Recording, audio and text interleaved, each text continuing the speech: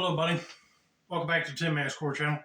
I'm your host, Jeffrey Tin Man Taylor, and today I thought I'd get on here and share with you guys another dream that I had years ago, but I still remember it clearly to this day, like that in a snap. But anyway, in my dream, me and one of my cousins were outside walking near the wood line near my house, and all of a sudden we kept hearing these strange growling noises. And I looked over to my cousin. I said, "What do you think that was?" He looked at me. He was like, "I don't know. I never heard of nothing like that before." Because I thought it didn't sound like no dog. It sounded more apish. And I was like, wait a minute. There ain't no apes around here unless it one escaped from a zoo. And we didn't hear nothing on the news about that. And then all of a sudden we heard movement in the woods, acting like it was coming towards us. And we heard leaves crunching heavy. And I looked up right about 7.5 feet up in the air near a tree branch.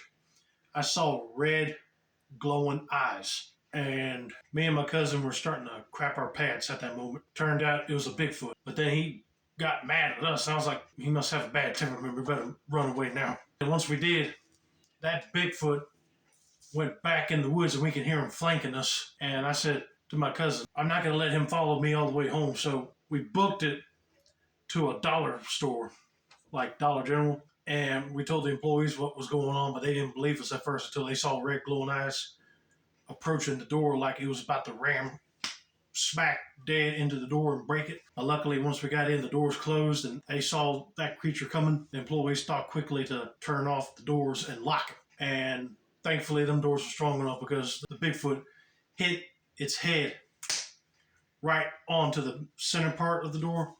And we heard him let out a big scream. And I said, oh crap, he's madder now. So the employees told us to hide near the back. So it figured to go around the side of the building where the stockroom entrance is at. It tried breaking that door down. It was one of the metal doors that you had to open up with a key. And I said, oh crap, what is that door made out of? Tell me it's made out of a thick, strong steel. He told me what gauge it was. He said it was like 14 to 25 gauge steel. I said that better be thick enough for that creature not to break right through. I shouldn't have said that because once it came out of my mouth, I saw that door bend and you could see one eye looking right through the gap. And I said, oh crap, he sees us.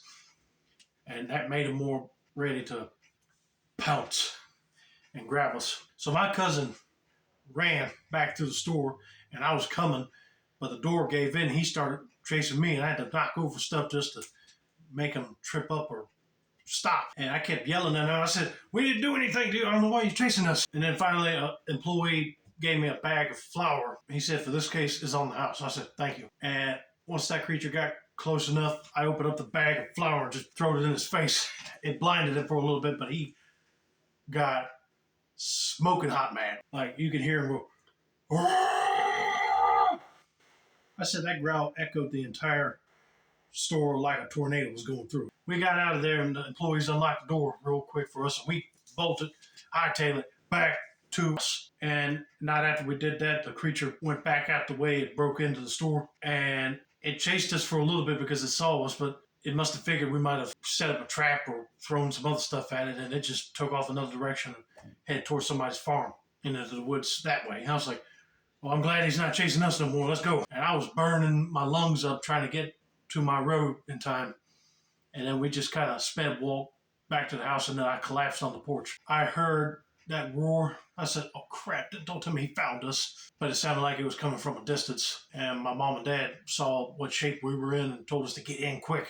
Got in, closed the door, locked it up, closed the blinds, turned off all the lights, and we just peeked out the blinds a little bit, and right across the road, we saw that thing near our neighbor's house. Luckily, he did not see us, but I saw him turn his head like he was doing like a whole 360 thing. And we closed the blinds real quick, and then he let off another big roar like he got mad when he lost us. And I woke up.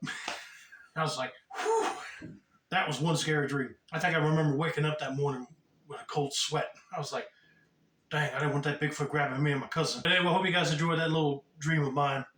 Don't forget to like, subscribe, turn on post notifications for more dream-related content like this. This has been another successful installment of Tin Man's Core Channel.